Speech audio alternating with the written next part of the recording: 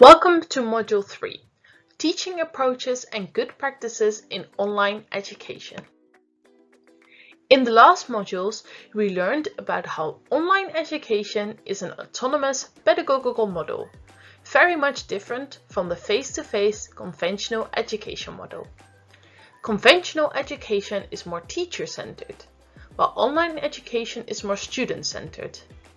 Moreover, in online education, teachers are asked to assume the additional roles of mentor and facilitator by providing their students with all necessary resources to achieve the desired learning outcomes.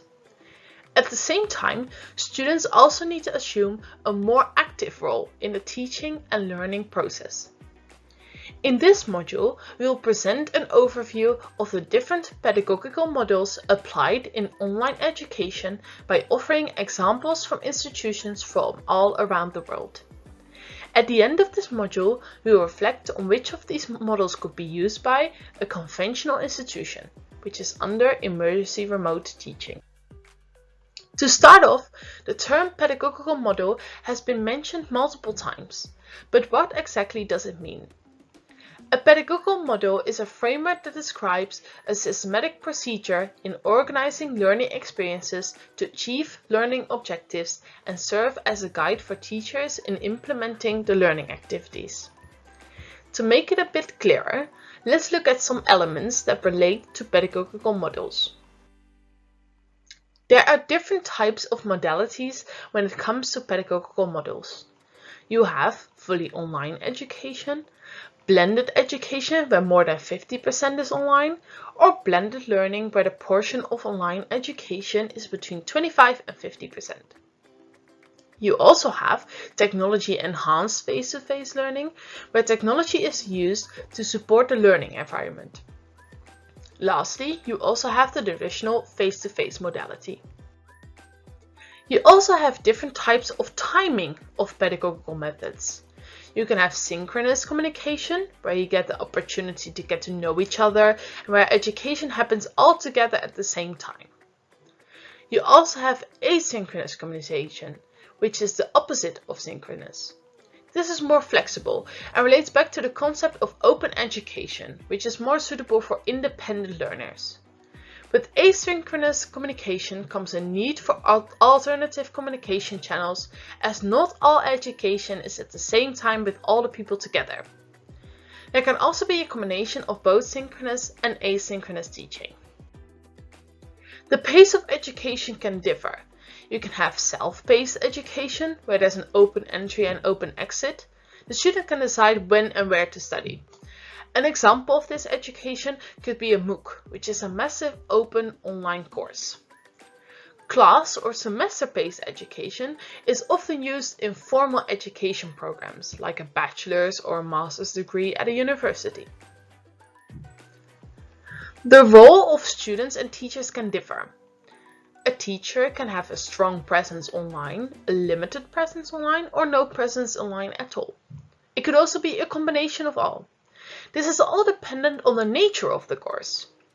And the same goes for the student, where a student might have to listen or read, they might need to interact with teachers and fellow students, they might need to make collaborative assignments, or a combination of all of the above. This is again dependent on the nature of the course and the different intensities of these roles. And with these roles come different feelings and workloads. A strong presence online is appreciated by the students, but creates a more intense class management workload. But at the same time, less learning materials workload. Maybe less than there is when there's a limited presence. With limited presence from a teacher, insecurity among students may arise, while the class management workload becomes less. No presence online is good for mature learners and is often adapted in traditional institutions where there's a lack of technology. Assessment and feedback in education are part of the process and can have different types. You can have ongoing evaluation, for example during a whole semester. You can have a final exam at the end, or a combination of both. There are different ways to assess students, with face-to-face exams, online exams, essays, quizzes, case studies, etc. And with these assessments, it is important to provide feedback to the student and consider the needs of the students and the requirements of the institutions. Feedback should be personalized, detailed, constructive, and can come in many ways. It can be individual, it can be group-related, automatic, or face-to-face. It can be written, it could be oral, etc. Many different options, as you see. The philosophy and pedagogy of online education focuses on three main concepts. The first concept is collaborative, where students will engage better if they engage with each other. Secondly, the concept of expository, which focuses on teachers providing students with information upfront without much interaction. And the last concept is bringing practice to life.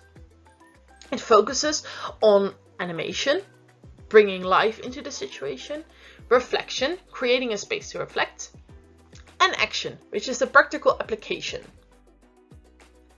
And with all this information, you should now be able to understand the different teaching perspectives in online education.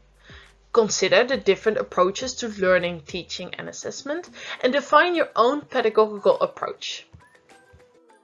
Thank you for watching, and this is the end of Module 3.